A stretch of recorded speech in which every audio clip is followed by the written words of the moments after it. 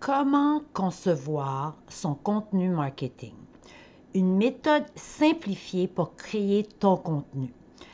Bonjour, je m'appelle Natacha Blanchard et aujourd'hui, je partage avec toi la méthode la plus simplifiée pour que tu puisses créer ton contenu marketing autour de cette fameuse méthodologie. Je te rassure tout de suite, c'est pas moi qui l'a créé. Cette méthode vient du ce qu'on appelle du inbound marketing. Et qu'est-ce que c'est que le inbound marketing? Je vais juste monter ça ici pour mieux te montrer. Voilà. On va le laisser. Oh. Qu'est-ce qui s'est passé ici? On va le laisser là. Voilà. Ici, comme ça, j'ai pas ma face devant l'écriture. Donc, l'inbound marketing, qu'est-ce que c'est? Ça vise à attirer des clients vers ton entreprise ou ta marque personnelle, si on veut, en répondant à leurs besoins, aux besoins, en fait, de ton audience cible. Et pourquoi c'est important?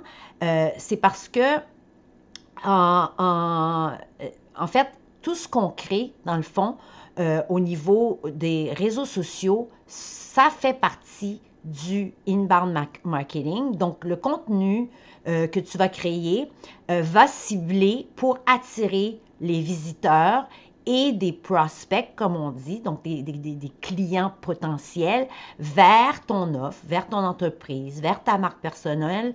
Tout ça, tu fais ça en leur proposant du contenu qui va être axé sur leurs besoins du moment, si on veut, et les problèmes dont ils font face. Donc, c'est ça que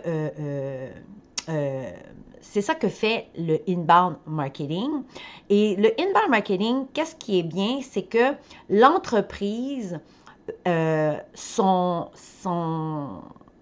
but, en fait, de l'entreprise, c'est d'aider le client à atteindre ses objectifs, dans le fond. C'est toujours ça qui le drive, si on veut. Et avant qu'on continue aujourd'hui, et c'est ce qu'on va parler, on va développer un petit peu plus par rapport au inbound marketing et une méthodologie assez simple qui va te permettre de toujours te baser sur ça pour créer du contenu, mais aussi trouver des idées de contenu. Mais avant de continuer, n'oublie pas que tu peux me suivre sur Facebook, sur Instagram et aussi tu peux t'abonner à ma chaîne YouTube pour ne pas manquer à chaque semaine des capsules qui sont en fait tout sur le marketing de contenu. Je partage avec toi mes astuces sur la création, les outils, les stratégies de contenu marketing pour mieux promouvoir ta business en ligne. Et reste jusqu'à la fin parce qu'à la fin, je partage avec toi une invitation spéciale. Si tu restes jusqu'à la fin, j'ai une invitation spéciale juste pour toi. Donc, la semaine passée, en fait, les dernières capsules qu'on a partagées, ce qu'on a discuté, c'est qu'avant de commencer à publier, il est important d'abord de faire des recherches, mais il était aussi important de faire de la planification. Et le dernier clip que j'ai partagé avec toi, on a parlé des 3 étapes pour planifier ton contenu. Et en résumé, on a parlé de la marque personnelle et visuelle. Planifier sa marque personnelle et visuelle. Ça contient là-dedans tes polices, choisir des polices, choisir tes couleurs. Si tu as un logo, ton logo aussi, des images, des vidéos, tout ça qui doit être uniforme pour que les gens, ton audience, les utilisateurs puissent reconnaître tout de suite ta marque, tout de suite que c'est toi que c'est ta business, que c'est ta compagnie.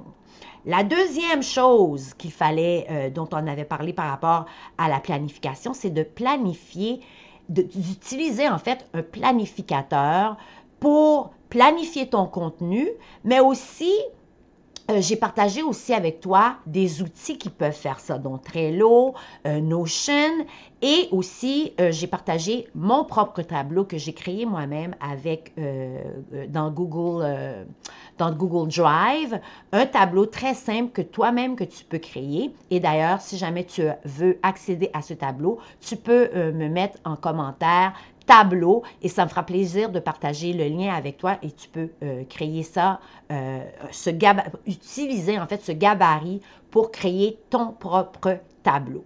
Et la dernière chose par rapport à la planification, nous allions parler de fréquence. La fréquence, c'est-à-dire le nombre de fois que tu vas décider de publier par semaine.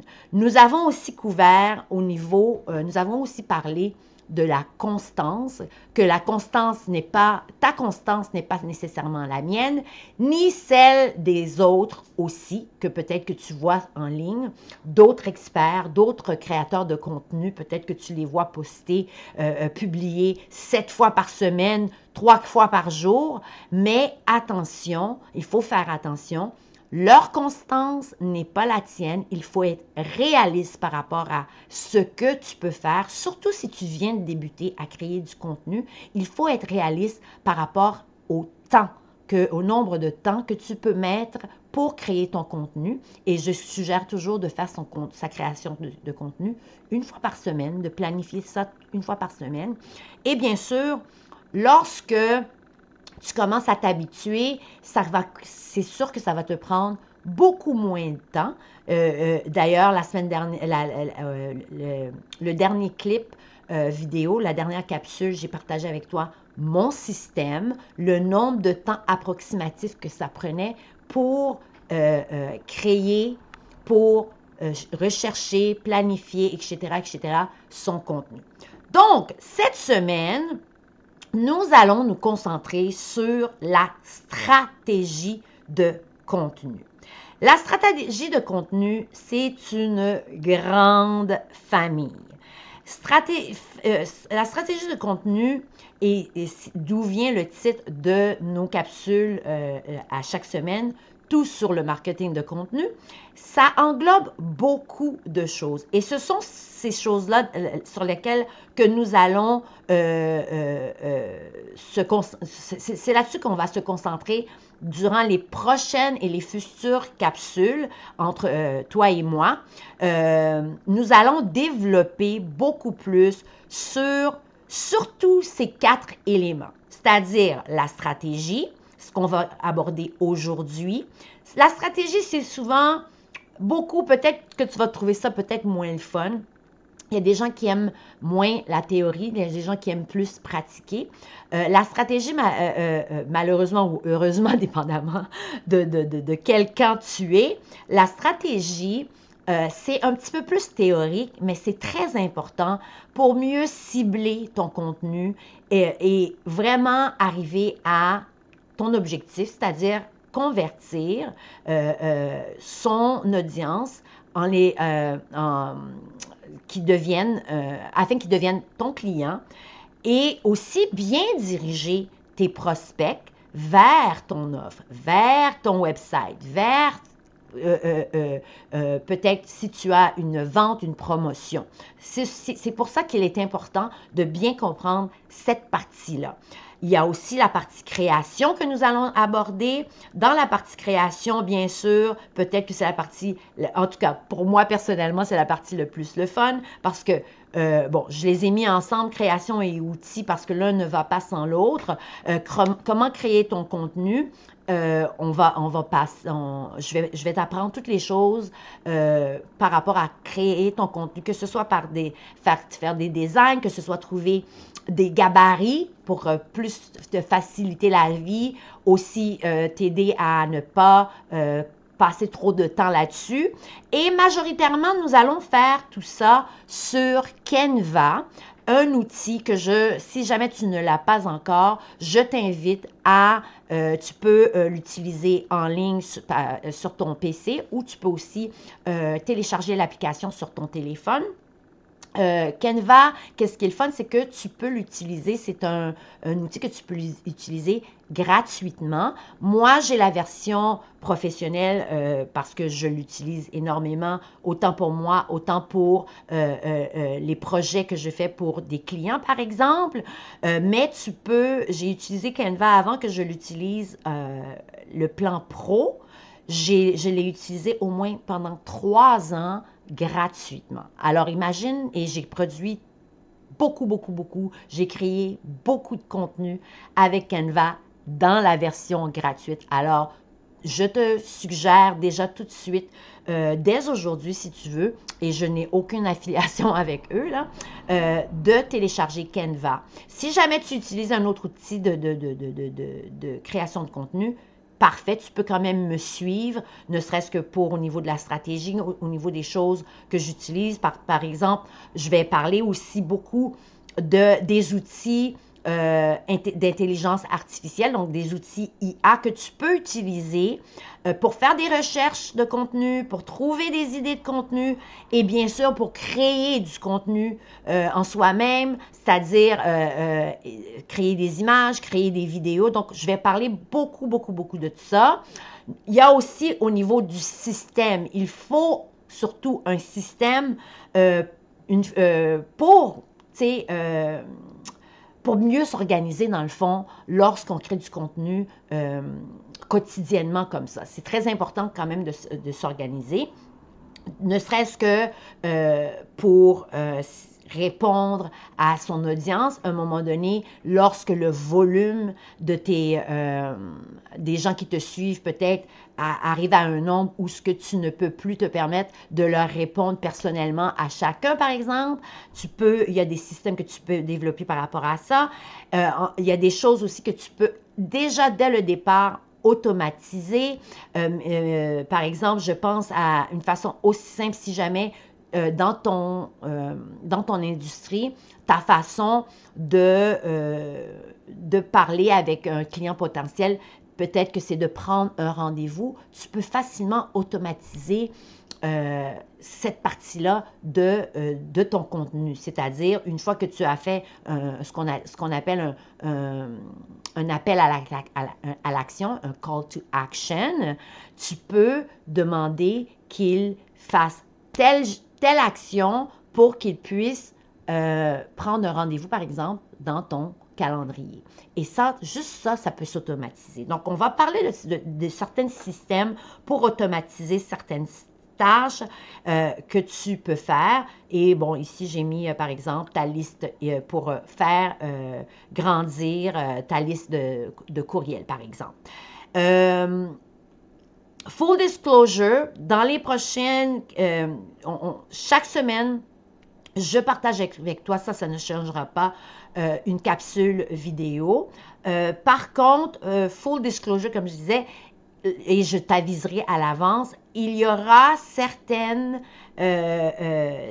capsules, certaines formations, si on veut, qui seront en présentiel de 1, et il y en a d'autres qui seront des capsules qui sont payantes, mais je t'aviserai à l'avance. Ce seront des formations vraiment spécialisées pour des petits groupes de personnes, généralement en virtuel, mais il y en aura aussi en présentiel, mais j'aviserai toujours à l'avance pour que si jamais tu veux t'inscrire et vraiment approfondir tes connaissances, surtout au niveau de la création de contenu avec certains outils, où ce que vraiment, là, il faut vraiment une formation, une classe, où ce que toi et moi, on est ensemble, peut-être pendant un bon 2 heures, où ce que vraiment, là, on dive deep, comme on dit en bon anglais, là-dessus. Donc ça, ce seront des formations payantes, mais je t'aviserai à l'avance. Donc, continuons avec notre capsule vidéo aujourd'hui sur la stratégie de contenu. Donc, nous parlions de type de méthodologie Et on ne peut de méthodologie pour justement créer ton contenu. Et une méthodologie au niveau du inbound marketing qu'on utilise fréquemment, c'est ce qu'on appelle la méthode AIDA. En tout cas, AIDA, c'est un abrégé. Ce sont en fait 4 étapes dans lesquelles passe ton client avant d'effectuer un achat. Donc, c'est le parcours que ton client fait avant de décider d'acheter. Donc, avant de convertir d'une certaine façon. Et à quoi ça ressemble la méthode AIDA si on le développe plus?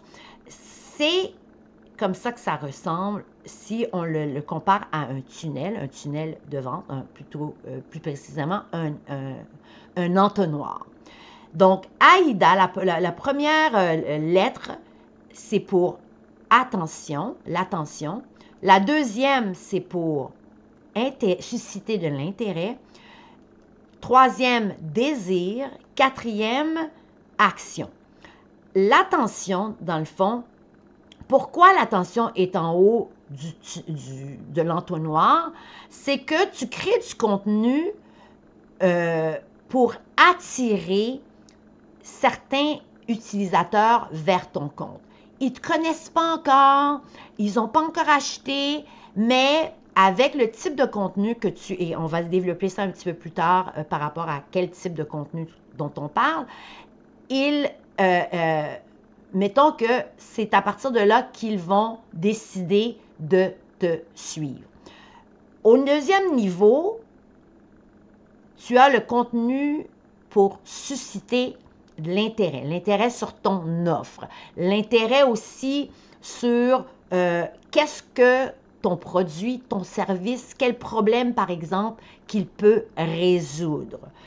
Ensuite, tu as désir, contenu pour éveiller le désir d'obtenir ton produit ou d'obtenir tes services parce que tu as pu démontrer que c'est ce produit-là que ton client potentiel doit utiliser pour résoudre son problème d'une certaine façon. Et à la fin, en bas de l'entonnoir, tu as action, ce contenu qui invite tes utilisateurs, ton audience, à passer à l'action.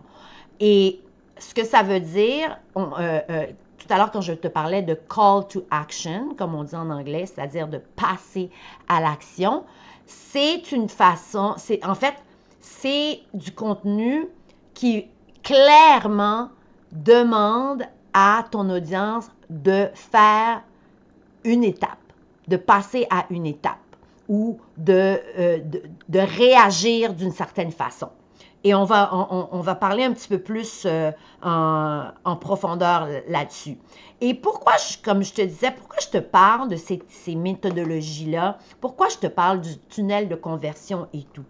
Pourquoi? Parce que ton contenu en soi-même, je veux que tu te souviennes, s'il y a une chose que je veux que tu te souviennes aujourd'hui avec moi, c'est que ton contenu, c'est un tunnel de conversion. Tout ce que tu crées doit être intentionnel. Autour de ce que tu crées doit être autour de ton tunnel de conversion et focusé, c'est-à-dire axé d'une certaine façon sur ton parcours client. Mais je ne veux pas te compliquer la vie, je ne veux pas que ça soit compliqué. On va simplifier ça. On va mettre ça au niveau du inbound marketing. Le inbound marketing est axé sur 3 choses, c'est-à-dire attirer, interagir et fidéliser. Attirer, c'est la même chose dont on parlait, par exemple, au niveau du tunnel de conversion, la méthode AIDA, c'est en haut ici. Et qu'est-ce que ça veut dire attirer? Attirer, C'est du contenu qui va capter l'attention et te permettre de te positionner en tant que l'expert. Et les exemples de contenu pour attirer ton client cible ou ton audience cible, c'est du contenu qu'on appelle de la storytelling, c'est-à-dire de pouvoir raconter certaines anecdotes qui sont rattachées à soit ton service, soit ton produit, mais surtout où ce que la personne qui va entendre ces histoires-là va pouvoir s'identifier à l'histoire que tu racontes et s'identifier à toi. C'est tout un art, le storytelling. Il y a aussi de faire des tutos, des tutoriels, comment faire telle chose. Il y a aussi de partager des nouvelles tendances par rapport à ton industrie.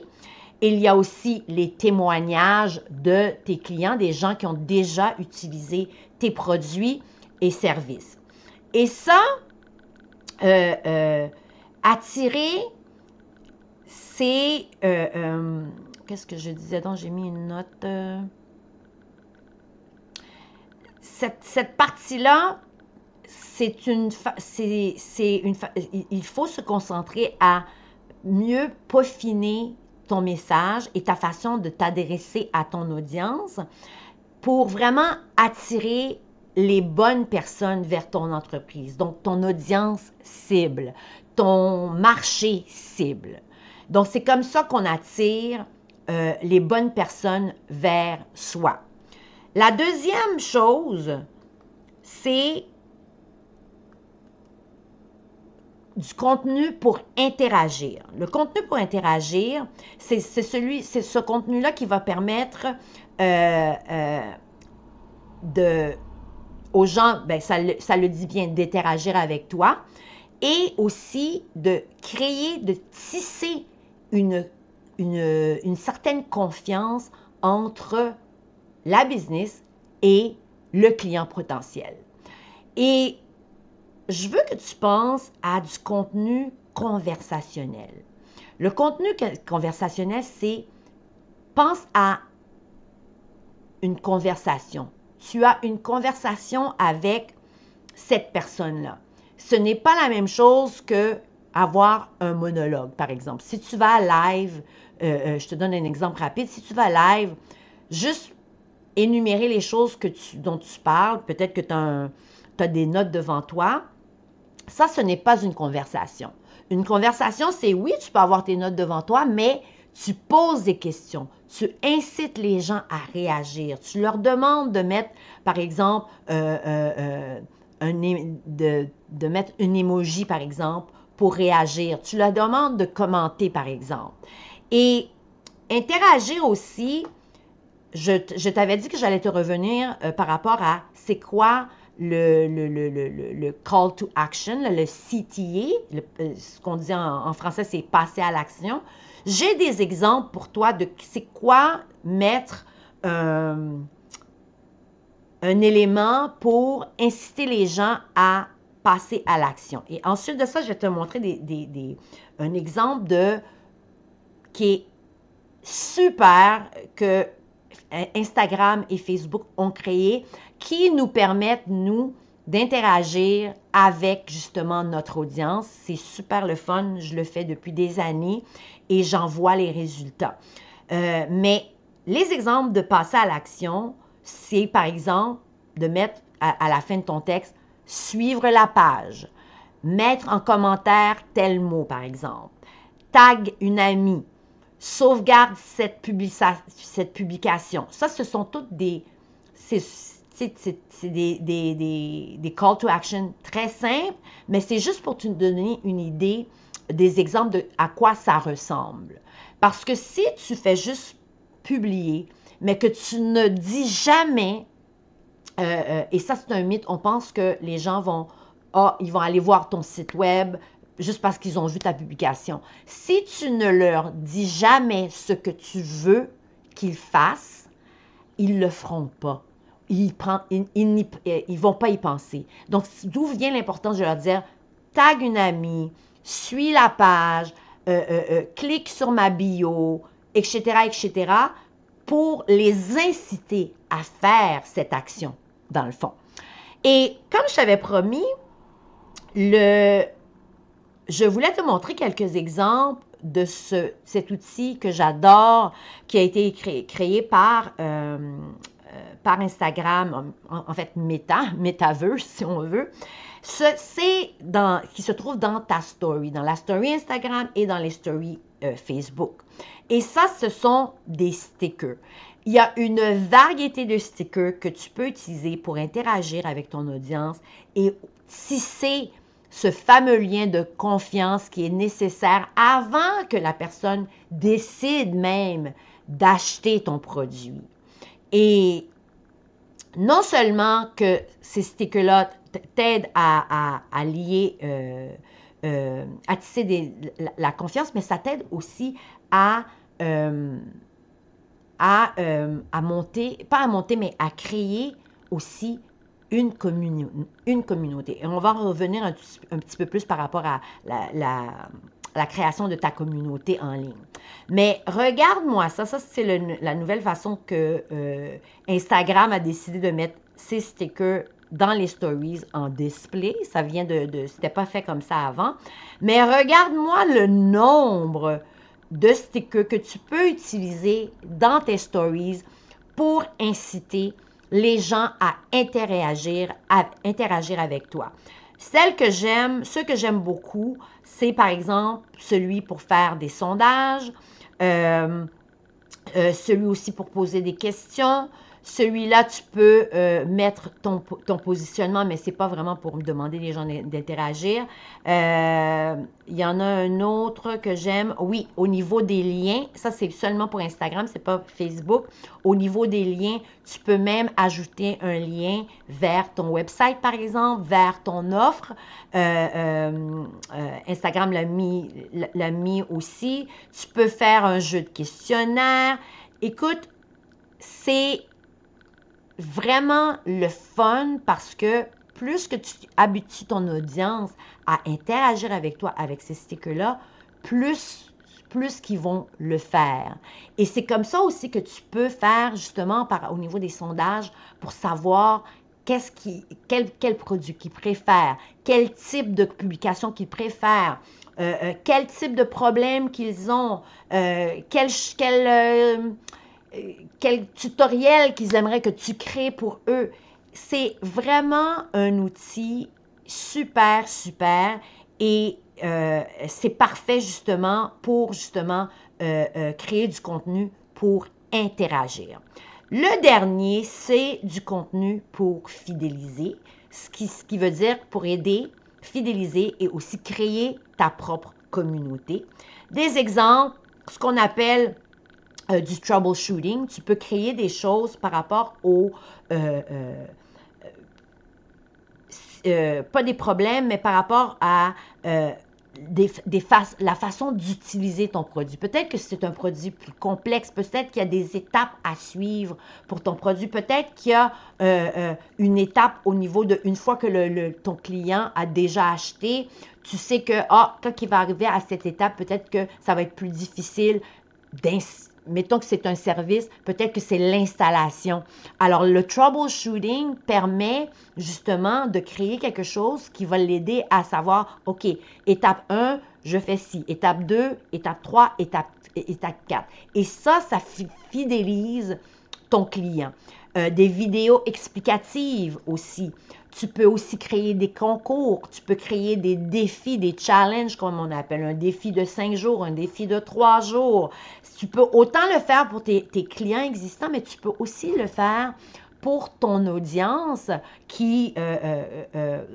ton audience existante, justement, pour les fidéliser. Et qu'est-ce que ça fait du contenu pour fidéliser? Bien, ça permet à tes clients, à ton audience, de parler de toi, de parler des produits de tes produits, de parler des services qu'ils utilisent, que tu leur offres, mais aussi de partager avec les autres ton contenu, de partager ce qu'ils vivent avec les autres finalement. Et c'est ça les trois